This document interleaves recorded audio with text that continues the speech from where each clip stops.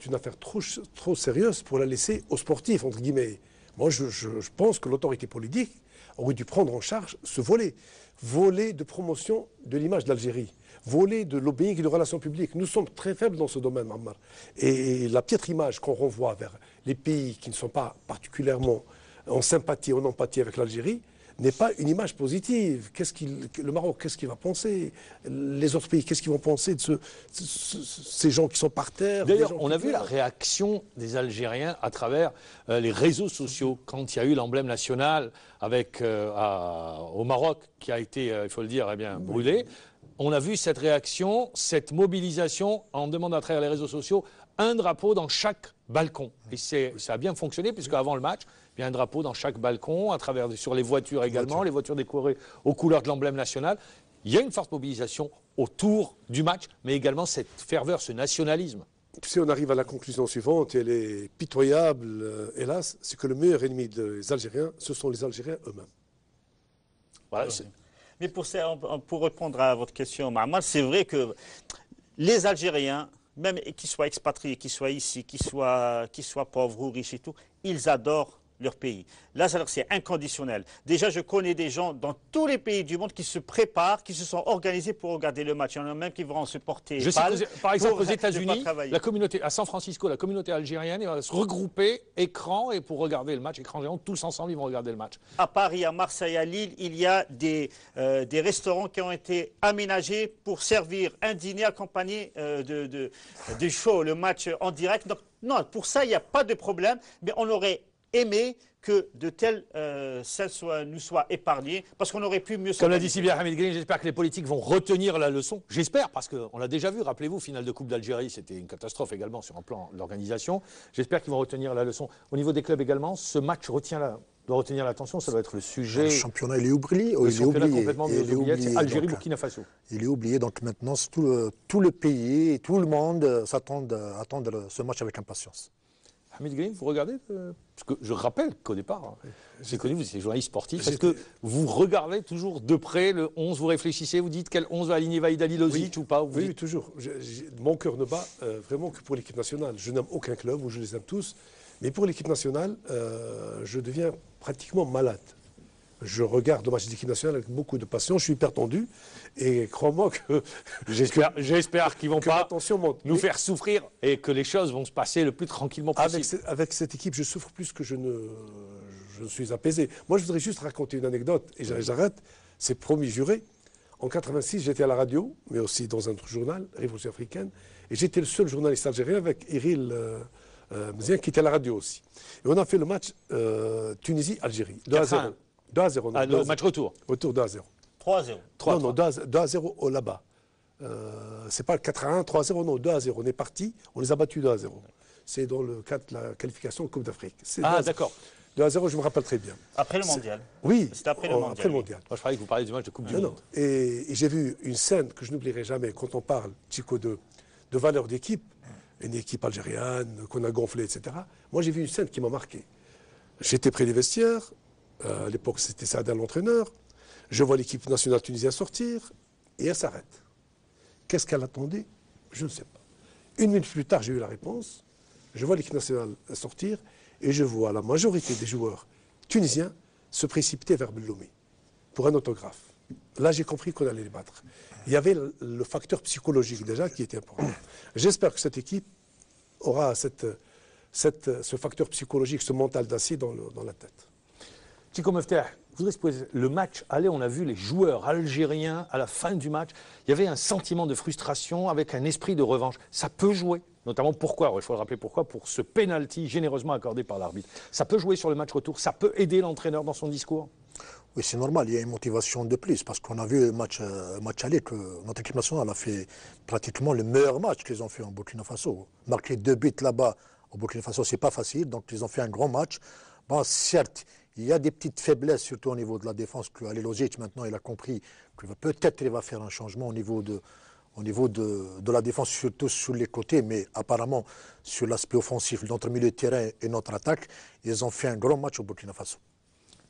Falid Aït Saada, sur la frustration engendrée par le penalty Oui, accordé il y a généralement. des joueurs qui en sont encore affectés jusqu'à ce jour. Et déjà, ils étaient déjà motivés dès le coup de sifflet final du match aller. C'est vrai qu'il va jouer sur ça, Vaïd. Il leur a dit, attention, vous avez été volé. Déjà, il l'a dit lors de la conférence de presse, il a dit, le troisième but, moi, je ne le comptabilise pas parce que pour moi, c'était un cadeau. Oui, Il est va là jouer présent. sur ça. Non, il va motiver ses joueurs sur 3 aspects. Il y a tout un peuple qui vous attend. Vous avez été volé. Et il y a une Coupe du Monde qui vous attend, parce qu'il y a beaucoup de joueurs parmi ce groupe qui n'ont pas encore joué une Coupe du Monde. Ce sera les 3 éléments sur lesquels se basera Ali aussi pour motiver les joueurs, mais je peux vous dire qu'ils sont déjà motivés sans ça, parce que comme l'a dit Hamid, jouer une Coupe du Monde, c'est une excellente vitrine pour chaque joueur, indépendamment de l'enjeu sportif. C'est une vitrine sur le plan commercial. Hamid Green également, parce qu'on a parlé du plan psychologique, les images, bataille d'Alger, Omdurman, des images qui pourront encore pousser encore plus les joueurs à se surpasser sur le terrain. Je ne pense pas, pour une raison très simple. Ils sont déjà gonflés à bloc, je parle des immigrés, parce qu'ils ont un besoin de revanche extraordinaire. Ils cherchent leur identité, ils étaient français, certains ont postulé à l'équipe de France, ils ne l'ont pas eu. Surtout que l'équipe de France risque d'être éliminée. Voilà. Et je suis sûr qu'ils pensent en leur fort intérieur que ce n'est pas pour une raison sportive, c'est parce qu'ils ne sont pas français de sang. Et ils sont, moi je vois les déclarations de Taider, je vois aussi ce que dit Bolfodil, on est à 200% algériens. Et donc ce besoin de revanche, de prouver qu'ils sont algériens à 300%, me fait penser qu'ils vont faire le match de leur vie le mardi. Ils n'ont même pas besoin d'être gonflés, comme l'a dit Farid, ils sont déjà gonflés à bloc. Ils ont ce besoin de revanche, ce besoin de montrer qu'ils sont algériens avec leur trip, avec leur son et avec leur talent. Chico Meftar. Des matchs pareils, c'est pas la peine de motiver le joueur. Donc ils sont motivés. Donc il y a des joueurs, je pense, c'est la première fois qu'ils vont aller au mondial. Je pense qu'il y a 3 joueurs des rescapés de. Yebda Bougara. a fait une Coupe du Monde. Bougara. Il y a Yebda, Boulhi, Masbah, Qadir, Bougara. Gadioura. Bon, il ne jouera pas ce match. Bougara. Bougara qui ont joué déjà à une Coupe du Monde. Pour certains, ce sera La première. leur dernière Coupe du Monde si on se qualifie. C'est ce qu'a déclaré Lahsen. Ça sera ma dernière Coupe du Quand Monde. Bougara, il a dit, moi j'arrête après la Coupe du Monde. Après la Coupe du Monde. Donc on voit, il y a un superbe challenge pour les joueurs. C'est motivant. Ça, justement, ça peut leur permettre, ou ça va être un des ressorts. Très juste, ils ont la rage. Moi, j'ai vu l'équipe de France brièvement il y a 2 ans, il y a 2 jours. L'équipe de l'Ukraine. France contre l'Ukraine n'avait pas la rage. C'est une équipe de touristes, de seigneurs. Même les Algériens, Nassari, Benzema, surtout Nassari, je n'ai pas vu la grinta, la rage chez lui. Alors que l'équipe nationale, ils ont la rage. Cette équipe-là ressemble comme un frère ou une sœur à l'équipe d'Omdurman. Ils ont l'envie de manger, de brouter l'herbe. Et ça, c'est très important. Et puis elle reflète également l'état psychologique de l'entraîneur, qui lui également rêve d'aller à un mondial comme entraîneur. Il a la frustration avec la Côte d'Ivoire qui s'était qualifiée, il n'a pas fait le chemin avec eux. Oui, il craint même, cette fois-ci, même s'il y a qualification, il craint même de ne pas être retenu pour la Coupe du Monde. Il a dit peut-être c'est ma dernière conférence de presse, il ne parle pas d'une éventuelle élimination et puis il va plus loin. Mais c'est vrai que lui aussi, il est peut-être encore plus motivé que les joueurs.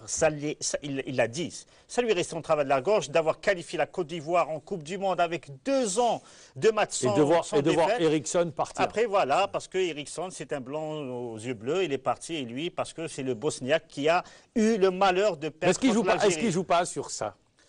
Ah, non, c'est une frustration réelle il en parle à chaque fois, même en off, même avec ses intimes. Il dit que c'est pas normal, que j'ai construit cette équipe de Côte d'Ivoire et que c'est un autre qui est parti parce que juste j'ai perdu contre l'Algérie dans un match où la Côte d'Ivoire aurait pu gagner. Les Burkinabés, eux, se sont préparés au Maroc. Ils arrivent ce soir, entraînement demain, match mardi. Ils ont pris toutes leurs précautions, les Burkinabés, pour ne pas rester longtemps en Algérie, pour ne pas subir cette pression. C'est normal, parce qu'un match pareil, la pression, elle est de mise. Donc, ils ont fait un plan de vol, ils arrivent la nuit, donc loin de la pression du public. Ils vont s'entraîner une fois à chaque heure. Même pas à l'entraînement, c'est pour prendre juste leurs repères. Voilà, les repères du terrain. Donc, ils sont logés juste à côté du stade, donc pour éviter la pression. Je pense que si Burkinabé, il craint beaucoup ce match, Mamar, parce qu'il va y avoir une grande pression. Mais je pense que l'Algérie a là des potentiels pour aller en Coupe du Monde. Allez, messieurs, on arrive à la fin de l'émission. Je vais vous demander, si vous voulez bien, jouer au jeu des pronostics. Allez, Hamid Green. Est-ce que vous aimez déjà? Vous pronostiquez juste? Moi, franchement, je suis confiant. Parce que cette équipe a du nerf, elle a du cœur, elle a du talent. Et elle a le grinta, comme on dit. Moi, je vois un score de 2-0. 2-0. Voilà, il s'est mouillé, Hamid Green. Falida Itzala. Moi, j'espère une qualification, quel que soit le score. L'essentiel, c'est d'aller. Parce que l'histoire retiendra que l'Algérie partira à la Coupe du Monde et non pas qu'elle a gagné par 4 ou 5 buts d'écart. On va gagner 1-0, maman. 1-0. 1-0, ouais. Eh bien voilà, moi j'attendrai la veille pour vous donner mon pronostic. Merci d'avoir répondu présent. On se retrouve demain à la même heure. D'ici là, portez-vous bien.